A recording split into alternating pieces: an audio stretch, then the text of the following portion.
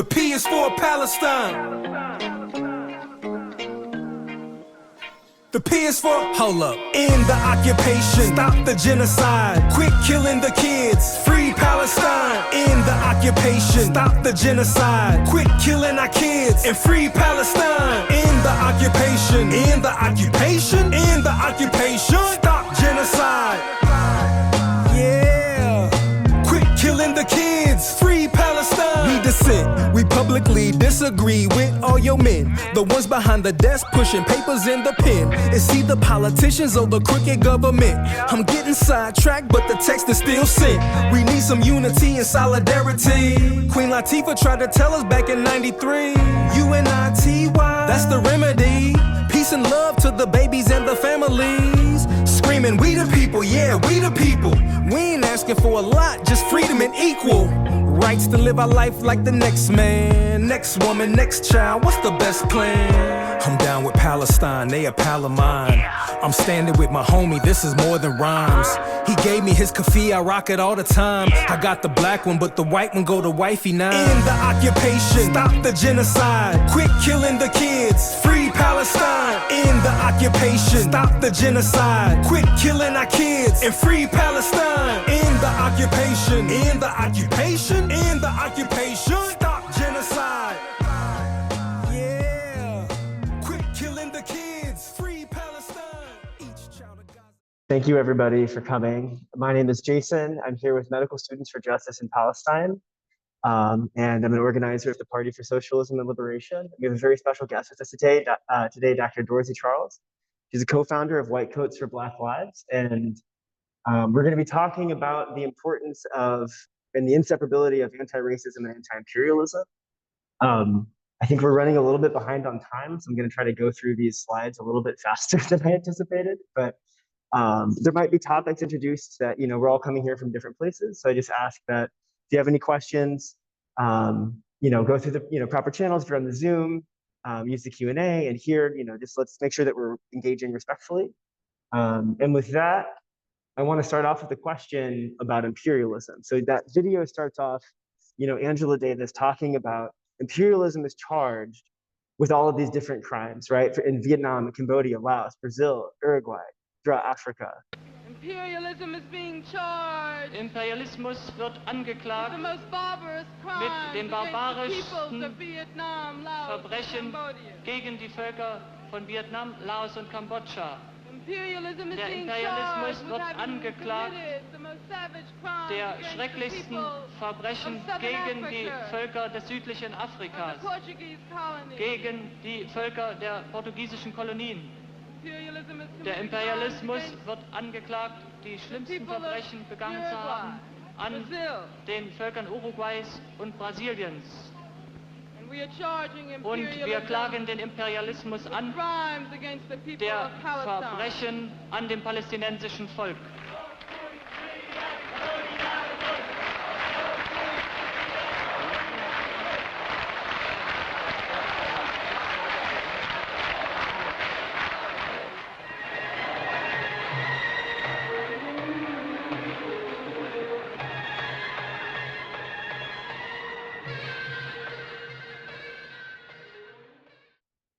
What comes to mind when you hear the word imperialism or empire?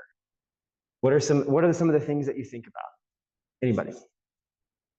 Zoom too, if you want to be watching this. Extraction. Extraction, yes. Extraction of resources and from some place to another place, right? Anybody else? Colonization. Yes, right. It's kind of the same sort of process. You guys are already on it. What I'm thinking about, when we think about imperialism, we're often taught to think about this sort of thing, right? Coming from the Latin term meaning to command, the way that one country is exercising power over another, whether through settlement, right, through colonization, or I think what we've already started to get at is these indirect mechanisms of control, sort of extracting economic surplus or extracting resources. And so this is Thomas Sankara. He was the president of Burkina Faso, and he was assassinated for essentially being a leader that wanted to use Africa's resources for Burkina Faso. But he says imperialism is a system of exploitation that occurs not only in the brutal form of those who come with guns to conquer territory. Imperialism often occurs in more subtle forms: a loan, food aid, blackmail. We're fighting a system that allows a handful of men on earth to rule all of humanity. And I think that last line is also very important, right? That it's not, the United States against everybody else, but it's actually within the United States, very rich and powerful people that are actually benefiting. The average American is not benefiting from US imperialism, right? Because we're talking about the Elon Musks, the Jeff Bezos, this kind of thing, right? Whoever's at the head of these multinational corporations. And so a lot of this, imperialism, or right here I have the definition for neoliberalism, they're all different ways of talking about different aspects of capitalism, which we're probably all familiar with, right? And so capitalism in its, the last couple of decades has been, you can call it the sort of form that it's taken is neoliberalism.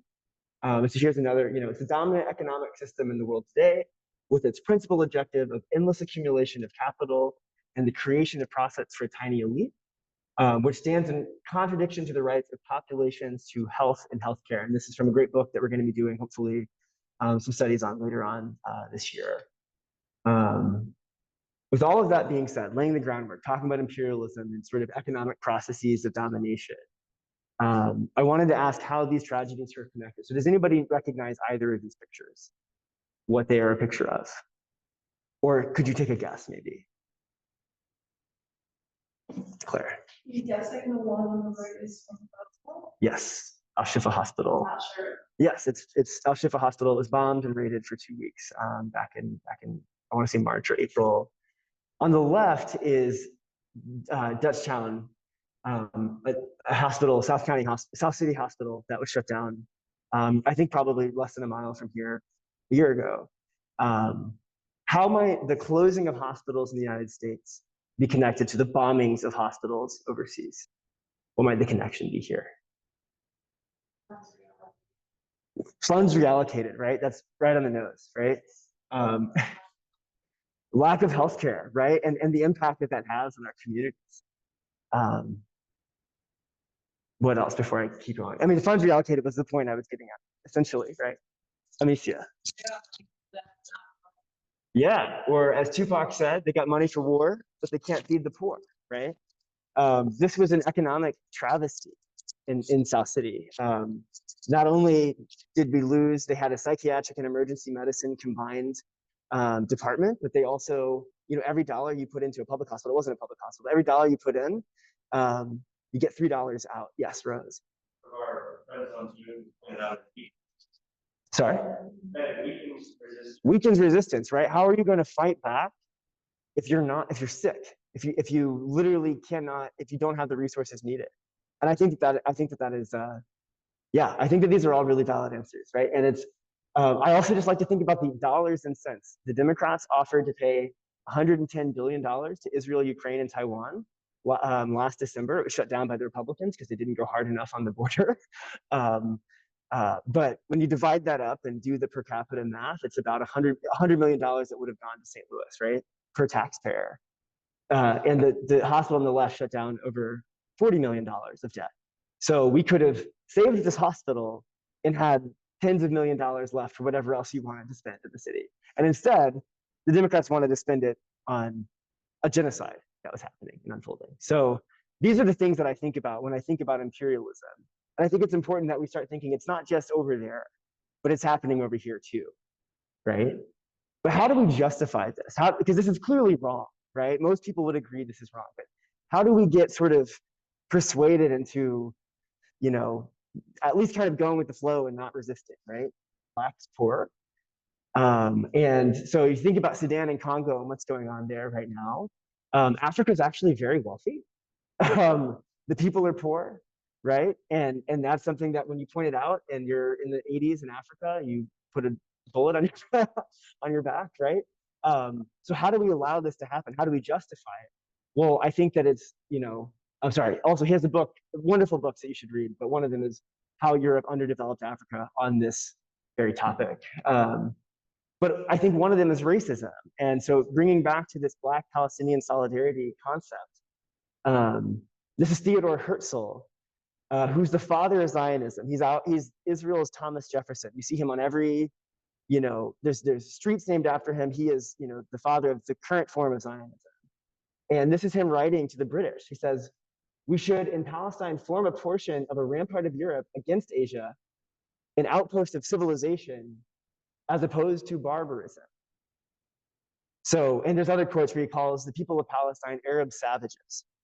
So it's a justification that they need, colonizers, you need imperialists to say, bring civilization, that brown people and black people are not capable of governing ourselves. And also here on the right was him actually offering to, he figured out he wasn't going to get the Levant, which wasn't true. So he's like, well, maybe we can do Uganda. Like this was actually his plan when he was dying. He's like, maybe we could actually put Palestine or Israel in Uganda. So it's not like he's actually, these myths of like Zionism being for, being an outpost for Jewish sovereignty. Of course, there were people that were fleeing the Holocaust that were going there, but the people who were the architects of this had colonial ambitions, had imperialist ambitions. Why is international solidarity important? And I'm just going to blow through this. You guys know who this is? Does anybody know who this is? Fred Hampton and who? The Rainbow Coalition, right? Actually, on the far right is my ex-girlfriend's professor, and he follows me on Twitter, just to put in context of how recent history this is, actually. But this was the Rainbow Coalition, which was a coalition of different working class socialist organizations that were saying, our problem is not each other, our problem is the ruling class. They were coming together and realizing, we don't fight racism with racism, we fight it with solidarity. And we don't fight capitalism with black capitalism. Fred Hampton's famous for saying we fight it with socialism. And this was integral into the Black Panther Party's sort of their ideas, right? And because of that, they were complete advocates. They understood that they can't advocate for black people here in the United States without advocating for Palestinians. And so here's a quote with Huey Newton saying, Israel was created by Western imperialism and maintained by Western firepower. We support the Palestinians' just struggle for liberation 100%. We've got James Baldwin, who was talking about Vietnam at the time, but also has talked about Palestine. Every bombed village is my hometown. So it's integral to the Black Panther Party's strategy. Now you might be asking, why am I talking about the Black Panther Party? I think there's some misconceptions about what they were about in the first place. So I just want to clear that up real quick. Does anybody know what this might be a picture of? With the Black Panther Party? The clinics. Yeah. How many of you knew that the Black Panther Party had clinics? Raise your hands. Okay, actually a lot of people. How many of you knew that by 1969, the Black Panther Party was majority run by women? So a few less people, right? And they were doing sickle cell anemia screening because that was a disease that was underfunded that disproportionately impacted West Africans. Now, how many of you knew that it was inspired by socialist China? It's one person, two people, okay, right? So Dr. Tolbert Small, he was the physician for the Black Panther Party, for Angela Davis, for George Jackson, for Assata Shakur. And the Black Panther Party sent him to China during the late 60s. And he was so impressed by what they were able to accomplish. He said, there were 1 million barefoot doctors, so think community healthcare workers in China. And I was inspired by how they integrated Western and Chinese medicine to serve the people. Now, this is, with the other aspects that were admired were like the actual leaders of the clinics. The doctors had to do custodial work. So if you could imagine the chief of medicine at Barnes with a mop, I think that's, you know what I mean? Like, I think it's kind of like, it was a different approach, right? And this is, I need to go past this history, but there were activist positions in St. Louis that were also very inspired by this, to the point where they actually at Corey Auditorium were giving talks on this. And they were opening up clinics here. They had thought about opening up clinics on the South Side with the Black Panther Party. I don't know where that went, but they said just as more and better trained police is not a solution to crime, clinics solely devoted to Band-Aid treatment are no solution to America's healthcare problems. So they weren't just doing these clinics to take care of their communities. Of course, they wanted to, but they also wanted to but they were also using it to make visible all of the invisible forces that were hurting the health of their communities. And so this is the best example of this was the Black Panther Party in Chicago. They had a bunch of free clinics and they were community run. And they were able to, this is actually a picture from the TNCs, it's very timely, of 1968. They had a protest outside of Cook County Hospital. And they were talking about how the Black Panther Party clinic was actually community run. It didn't have all of these issues of racism and discrimination. And they were able to get hundreds of people on a dime because they were handing out pamphlets at these clinics and they knew they were affiliated with the Black Panther Party that was trusted. And so here you can see their quote. So this was Lynn French. She was one of the leaders of the Black Panther Party in Illinois. She says that we know that health services in this country are not designed to meet the needs of the people, but to serve the needs of various businesses. If we can struggle together, however, we can make those health services respond to the people. And she talked about how the Chicago hospitals were run by the same people, the corporations who run the war in Vietnam. And just as they profit from that war in Vietnam, they profit from these hospitals. They profit off of the people. And we're in the same situation today. You know, so this is a picture of the cortex, if you're not familiar. I grew up on the eastern part of the Central West End or western part of Midtown, and my mom and I actually had to move as cortex expanded eastward, and we actually came down to South City. But they were saying that the cortex was this project of inclusive economic development. They use all of this progressive language, but you have to ask, where is the money going to? Is it going to hospitals? Is it going to schools? Or is it going to Boeing and Microsoft, right? And so we have a situation where we have a hospital campus that has a Boeing office. And at that office, they are designing weapons that are being used to kill my friends in Palestine, medical students, displacing them, right? And so this is the last quote that I have. This is from Gasen Jackson. He was being interviewed in the opening video. It says, imperialism has laid its body over the world, the head in Eastern Asia, the heart in the Middle East, its arteries reaching Africa and Latin America. Wherever you strike it, you damage it, and you serve the world revolution. And this is the point I wanted to get across, and then I will be quiet, stop yapping. But it's that, you know, people have asked me, like, why are you putting so much energy and effort into Palestinian organizing? And like, I could say that, you know, it's humanitarian, because of course it is. It's terrible what's happening over there. But it's also my own vested interest, my own selfish interest, right? Because every single thing that I do for Palestinians, I'm also doing for Black people here in the United States, right? And I don't mean that in a metaphorical sense. I mean that very, very literally.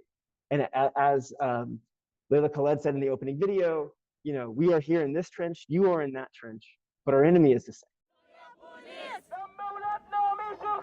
دم ولادنا مش رخيص يا بوليس ويا بوليس يا بوليس ويا بوليس دم ولادنا مش رخيص دم ولادنا مش رخيص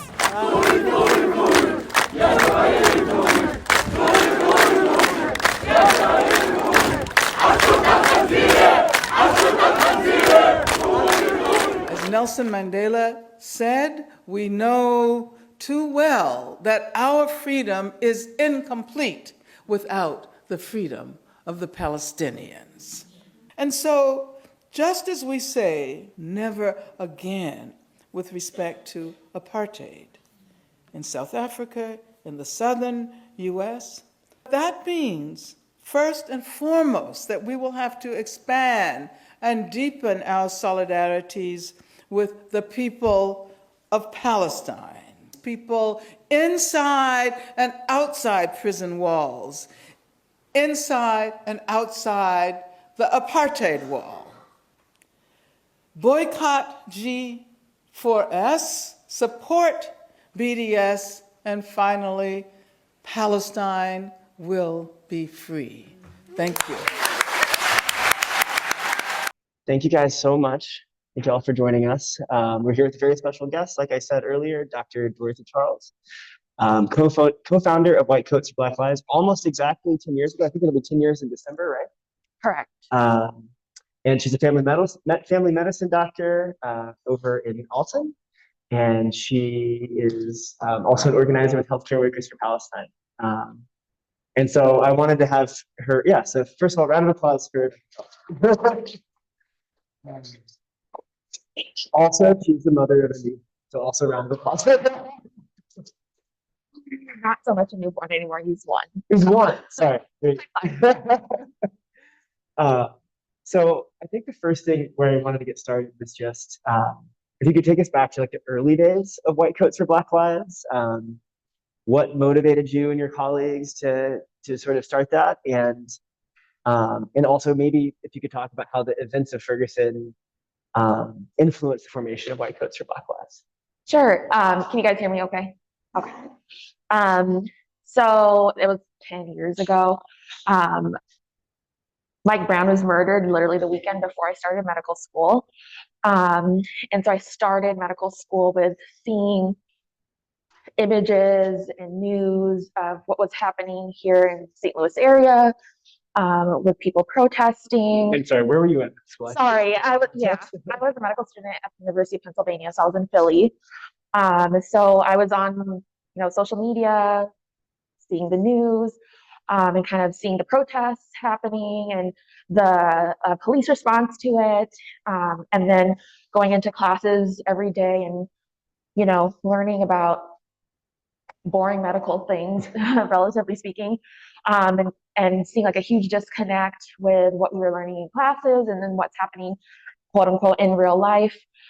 And at the same time, also trying to like find friends and all of these things. And over time, I was able to identify people in my class who also felt pretty similarly about like the disconnect with what's happening in medical school versus what's in the news. And we would have conversations about,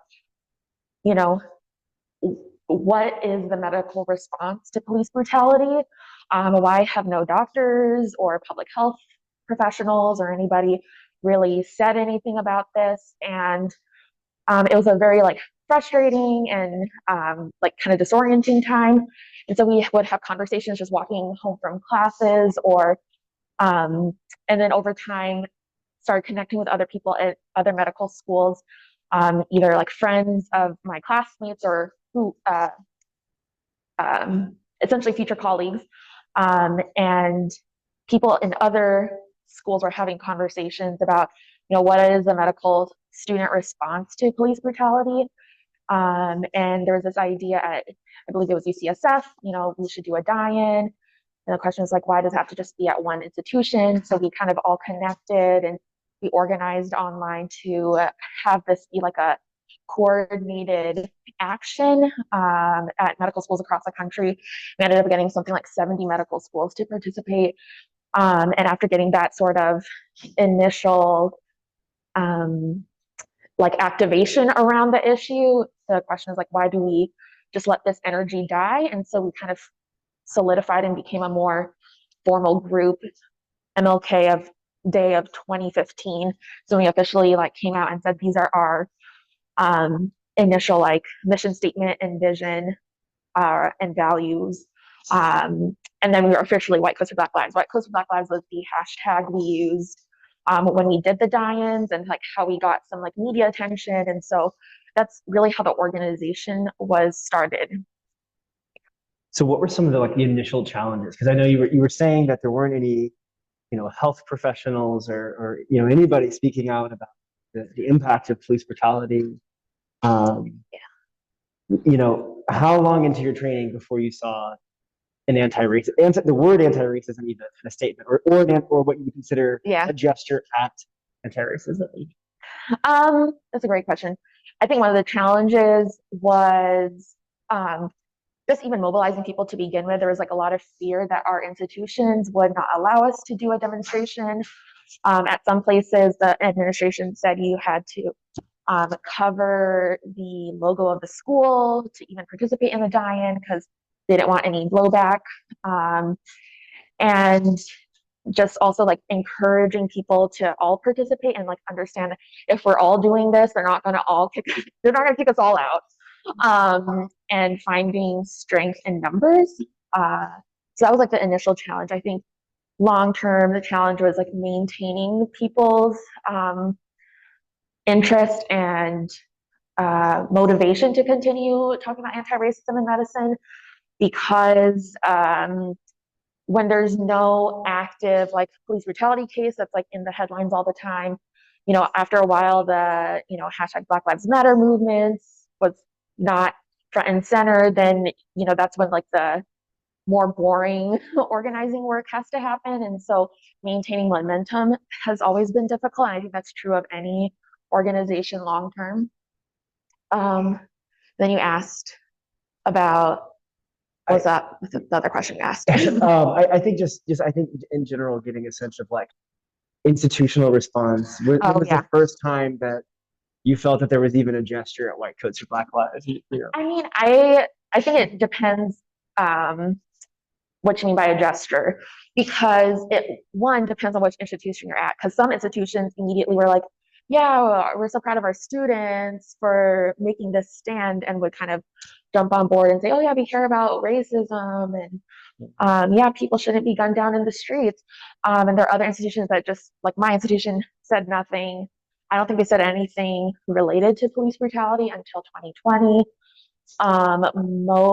Some institutions obviously would maybe take a little bit more of like a hard disciplinary action toward their students, or kind of intimidate them a little bit, but that wasn't like public knowledge particularly. So I think it all, you know, took on different responses, were different across the board depending on where you were in the country, what your institution was like. I think there were some places that kind of took us seriously. So, you know, we've been around for a while. We've done a couple of racial justice report cards where we kind of grade our medical schools and the hospitals about like their anti-racist responses and what they're doing to ensure racial equity within the communities where the hospital is located. And we've heard from some institutions that, you know, they felt our grading was unfair. I've also heard that some institutions would say that there were some decent points, and I heard through, you know, quietly that there was some level of a response from the report card where they were making some changes in the curriculum related to some of our initial metrics. But as time went on, even our metrics for our racial justice report card evolved as the politics of those of us in the organization changed. So, you know, early in 2015, we were just like, yeah, racism is bad and we should be talking about it. Medical schools should have more formal curriculum to talk about how race isn't biological, how we need to have, you know, adequate representation of like Black and Latinx and Native students in medical schools, and you know, we should be caring more for the community. And then over time, we started becoming more explicit about being abolitionist and anti-imperialist, anti-capitalist, because all of these are root causes of the racial inequities that we see. And so you see that as the years go by, we did 2 other iterations of the racial justice report card, and those metrics start changing where we start rating institutions on things like what is security measures like in your institution, what is access like for people who don't speak English, things that are maybe not as obvious as like initially when we were mostly grading on things like what is the student experience like, and then we started becoming a little bit more what is also the community experience like. You've gone right into like 3 or 4 of my next couple of questions, but essentially, you know, when you and I have talked personally, you've mentioned what you just said, which is that your politics and the politics of the organizer sharpened over those next 10 years. And you also mentioned that you actually started to get a response in 2020. Yeah. And it's like, I don't know if you mind if I could just show a video from one of these videos from 2020. Just this is what she is.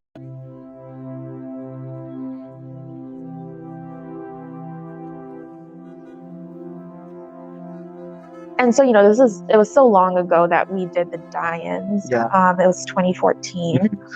So I couldn't tell you who participated in 2014 at WashU.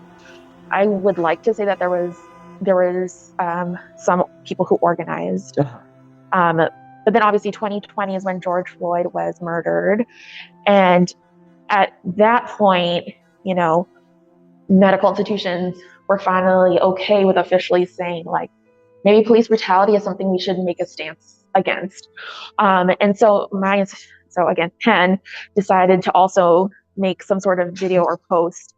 And like, this is not the official position of White Coast Black Lives or anything like that. Me personally I was just very frustrated and shocked and kind of angry. Like, what is this co-optation?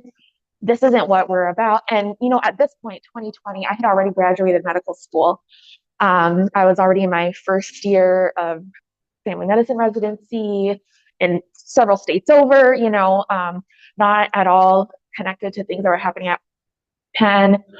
And just seeing kind of like the school kind of make this like really bland statement, and, you know, have higher level admins like participate in this kneel-in, which, I mean, optics wise even was not the move. You know, people were saying, oh my goodness, all these schools are like making this response, that's so great. And I was just like, this is not what White Coast Black Lives is about. This is not an appropriate response to a horrific police brutality case. Like, this is performative at the end of the day. One, because it wasn't grassroots the way it was back in 2014, where like no one in admin was involved in the planning of the die-ins. It was all student run. And obviously they had some admin buy-in, and then made some sort of like really bland statement. And by that time, we had already started evolving our politics where we were explicitly abolitionist. We had like what we called my friend and I called it a rad mag. It's called the Free Radical. It was our little pun. But it was like our online publication where we talked about like more radical topics in medicine, and had explicit like articles about things like abolition and the ways that physicians participate in carceral systems and how maybe we shouldn't. And so we had already like moved away from just like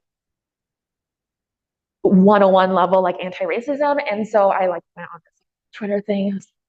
This is not like, if you have been following us, this is not a White Coats for Black Lives action. Like, let's be clear. But it did say White Coats for Black Lives on the YouTube. I know. And I think this is the thing also about organizations that are more grassroots and don't have like, they're kind of like chapter based and things like that. It's very easy for people to just like throw a label on anything, even though we have explicit or we have made explicit statements on things like abolition. So it's not just don't let the police kill us. It's like no police. Police should not be a thing. And so to move on from that, within that year, by 2021, we published a new version of our vision and values document where we explicitly said we are anti-imperialist, we're anti-capitalist, we're abolitionist. And I think explicitly outlining like what those terms mean, why we care about that, why that's important for health justice, is something that I think I don't know that every chapter necessarily knows necessarily because it's a much more like diffuse sort of organization at this point. And I'm like a lot less involved in organizing as I was in medical school. But I think like having explicit statements that we have certain values is really important when you have a more radical space to begin with. Yeah. I just want to ask you a little bit more about that educational process for you and your friends, right? Yeah. Because I think even back in 2020, when I saw those videos, I was actually kind of excited. I was like, wow, like they're finally listening. We've made them listen, right? And I didn't like there was skepticism still, sure, but I hadn't been actively organizing. I had just started, and I actually had just started to join the PSL, and they were like kept talking to me before they would let me join about imperialism as this important thing, and I was like, yeah, you know, it's good, you know. I didn't understand why it was. I don't think I had such a deep understanding of why it was so crucial to anti-racism work. So, and now I do, but that came a lot from organizing and reading and studying. Could you, maybe speak to what that process looked like? Like, what were the materials, or what were the sort of moments where you're like, no, we want to get to the root causes of this? Yeah. I'd like to say that we had like some sort of formal book club where we all read the same text, and the answer is no. I think the realities of medical training means that we're all kind of on our different journeys, and we have whatever time we have to engage in more radical work. And so for some people, it is reading like more seminal texts. For some people, it's going to events like this where you hear people talk about ideas that are more radical than what you've been exposed to before. So throughout medical school, I had opportunities, and I feel so lucky to have trained in Philly because there were organizations on the ground that had been doing this work for a while. But they also organized like these larger events where they would bring people in. So like, I think it was at my third year of medical school, I went to this all-day event at Temple University. It was hosted on Temple's campus. I don't think it was officially sponsored by Temple, but like Angela Davis was there. Wow. And they were able to like phone in Mumia Abu Jamal. And so we got to hear like people who have experienced the brunt of the police state talk about why abolition is important.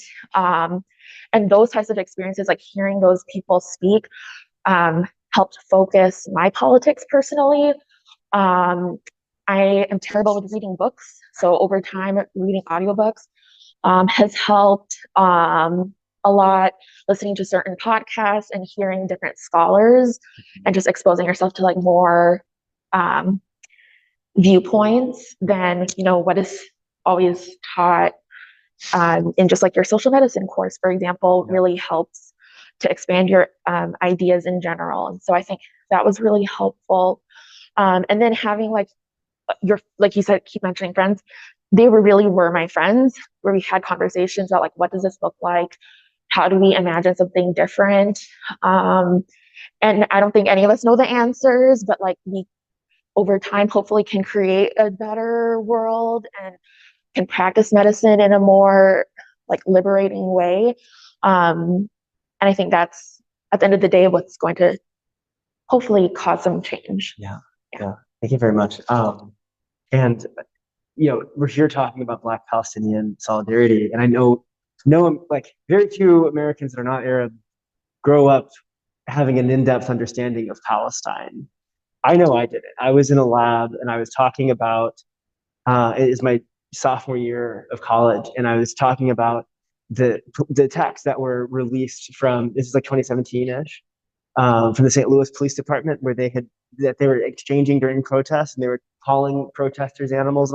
And I was so angry, and I was in my lab, and I happened to be in a lab with 3 Palestinians, and I was describing it to them, and they were talking about how they cannot return. And I just was like, I had never heard about this. Like they had, he showed me a picture, my friend Mo, a picture of his grandfather's key. For those of you who don't know, like, I mean, people were literally taken out of their homes and pushed into Gaza and the West Bank, and they still keep the key, as because they will return home, right? Inshallah, right? Like, but I had no idea. He would talk about checkpoints and how you just couldn't bring anything too valuable because they would just, if they liked it, they would take it. Like, they're just these, and I was just like, I had no idea. That was this. I wasn't even organizing. I just happened to be in a lab. So all that being said, what was the process like for you in terms of learning about Palestine and and also maybe if you could speak to how integral it is? Yeah. I was also pretty late to the game. I think in 2021 we made a statement. It was around and please forgive my pronunciation, Sheikh Jarrah, that those attacks and everything. We made a statement about standing with the Palestinians because we understand that colonialism and imperialism anywhere is a connected issue to stuff happening locally. And I think like with the current genocide in Gaza and I was also on maternity leave, having a little bit more time to like learn a little bit more about Palestine, I understand a lot more in depth about kind of like that history, but I'm not going to pretend like I'm an expert. But it's not hard to understand that oppressed people everywhere can relate to oppressed people here. And that stuff, I think for those of us who have like immigrant parents, a lot of us know that we're mostly from colonized places. And so that stuff kind of hits home. So the imperialism that affected their home countries brought us here and affects how we interact with, the general US public here as well. Racism abroad comes home. Racism here is exported elsewhere. And so and I think now, like, especially when you like talk about the money aspect, right? We understand that all the money we're sending over, we like brought this up in your presentation, all the money we're sending over to bomb Gaza is money that could have been spent to reinforce our infrastructure here, our health care here, house people here, provide people with basic needs here. And that's not to say that we can't also provide those needs abroad as well. But it's, like we're literally funding for things that we also have needs here as well. Israel has free healthcare. Correct. Yeah, and we give them billions of dollars a year. Yeah. And then it's also not hard, like as a human, to see people suffering and people dying and not connect that to your own self. At least you would hope that people would be able to like see horrible images and say, that could be me and my family and my child. That was really horrifying, like as a new mom, to be, watching these other mothers abroad crying over their, burnt babies and all of these horrible images, and just like I that heartbreak would kill me, right? As a mom now too, right? And that's just like on a human level. But the other aspect of racism is to also not see that Palestinian mother as human. And it's the same sort of way that a lot of people here see Black mothers or see, other like immigrant mothers, especially if they're undocumented, anyone who's lesser than. And so these are all like they're two sides of the same coin. They're all related. And if we want to see health equity here, we also should want to see health equity in Gaza, in Haiti, in Congo, in Sudan, like all of these places that are under US imperial oppression. That stuff comes home to roost, right? And so we have to be willing to stand up against that injustice there, because it also is injustice here. Absolutely. And just real quick, and probably should be wrapping up shortly, but you mentioned being a mother and seeing mothers mourning. Yeah. You've also, I think, before mentioned the difficulties of organizing as just a medical student, which I'm experiencing, right? Mm-hmm. Or as a resident, whatever. I guess if you want to maybe touch on sort of your path coming out of medical school and into residency, and how that has impacted organizing, or rather like your own personal life, how that's impacted organizing, both in terms of motivation, but also in terms of difficulty. Yeah. The honest answer is a lot of times organizing goes on hold. Especially when I was a resident, there was no time. One of my resident friends is here. Hey girl, you know how rough it was. Like when you're working 24s or you're getting called in for a delivery or whatever it is, like you're just trying to survive. And I think this is also the nature of capitalism, right? Is you're always just trying to survive. And I think that's the biggest struggle now, is like right now, my job is my job, and then I come home and I take care of my family and I go to bed and I repeat it the next day. Capitalism leaves us no time to fight against our conditions. And so, like, what am I doing now? That's a great question. I'm like having conversations with people. I'm like, I could do some education.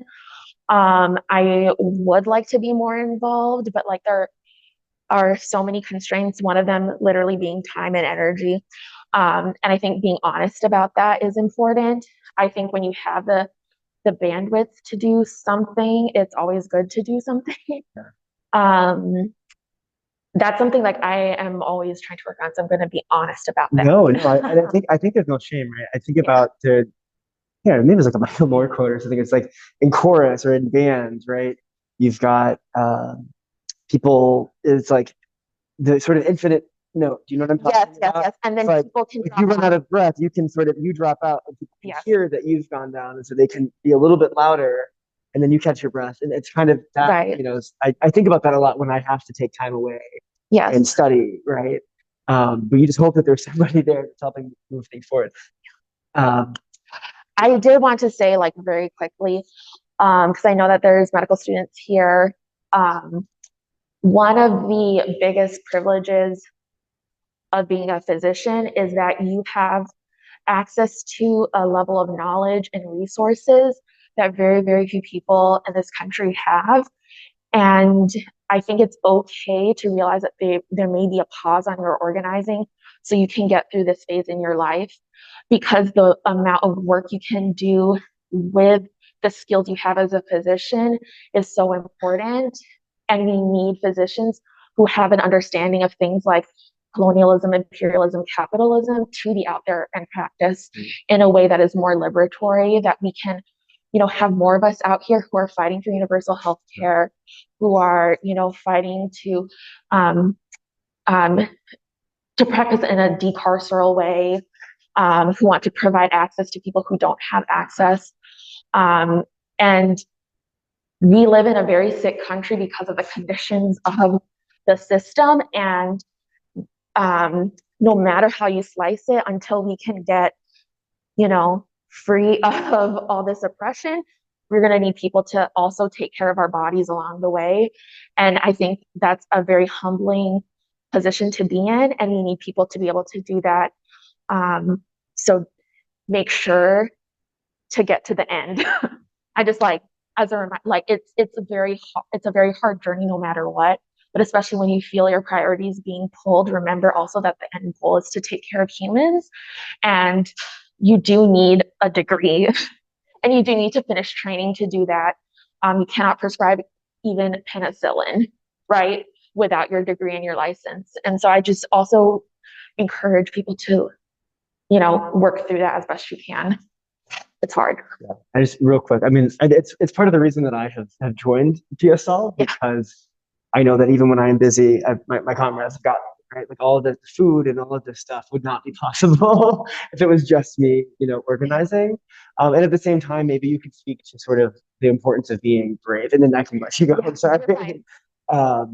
Just in terms of like sort of fear of institutional action, because earlier you were talking about like that they can't come after all of us. Correct. Right? So it's if you could just speak to the importance of speaking up with a little bit of time you do have, if you do have. Yeah, I have like another minute. Yeah. I do have to get home to my baby, but you cannot do any of this stuff alone. Having other people around you, and you don't even have to do anything drastic, but having other people to just remind yourself that what your values are, to sharpen your values over time, is going to be important. So build that community, and then when you have capacity, go ahead and like do more and push more.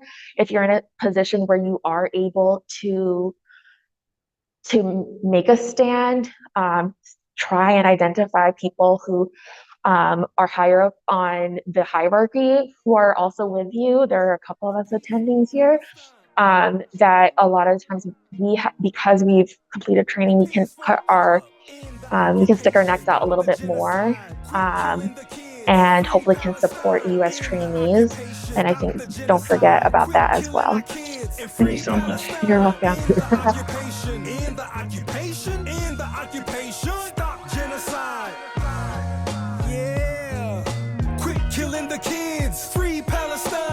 dissent. We publicly disagree with all your men, the ones behind the desk pushing papers in the pen. It's either politicians or the crooked government.